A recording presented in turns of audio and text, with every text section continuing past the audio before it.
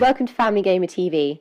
My family's been playing Diggs Nightcrawler, which is the newest book, PS3 Wonderbook, the book peripheral for the PlayStation 3. No, but I actually never knew worms had arms. Who's at the door? Is he with you? No. For you, sir. Pardon my intrusion. I didn't know you had company. The game is from Moonbot Studios, who also made the fantastic Flying Books of Maurice Lessmore app, which is a really popular kind of kid-friendly story app for the iPad. So they got a bit of a legacy behind them. Now, the story is kind of noir-themed. You help a detective called Diggs, who's also a bookworm, to solve the mystery of the murder of his best friend, Humpty Dumpty. Now, there are a few kind of adult themes in the story. There are guns, but there's no bloodshed. And things like that. But overall, it's really kid-friendly. It features all their favourite nursery rhyme characters, kind of getting into trouble. But it just has a few kind of nods to the noir theme for any adults who might be watching. I just told you which way. You have to turn it a bit. That way. No, yeah. So that way. And then that way. Almost got. Now, the great thing about this game is that because you don't actually play as Diggs, you get to kind of be yourself. He addresses the player, he calls him kid, says kind of, oh, the kid's with me, or let's get out of here, kid.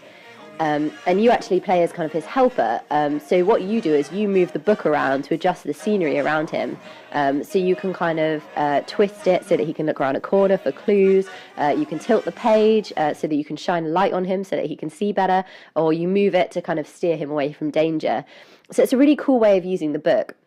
As my sister pointed out, the Book of Spells was really just a book, like a spell book. Things kind of flew out of it every now and then, but it wasn't quite as interactive as this game, in which kind of a 3D scene pops out of each page and you can twist it around to look around the corners, which is really magical for them. I like how, instead of just rubbing the book and waving, you can move it and do that. To go on to the next chapter. This case was full of dead ends. And it's just more fun now. The game on a whole isn't actually that hard. So it really is aimed at kind of younger kids, and there's nothing that they shouldn't be able to do.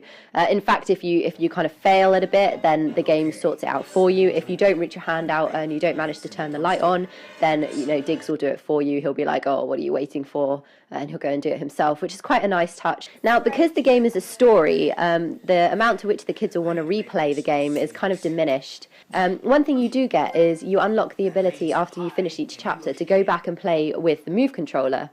You can use it to kind of explore the scene further, use it as a magnifying glass, which is quite a nice touch. The kids will want to replay the game to show their friends, or after it's been kind of a few weeks to a month and they just want to kind of relive the experience again. The experience really is magical, and Moonbot Studios has done a lot to show other developers what you can do with the Wonderbook.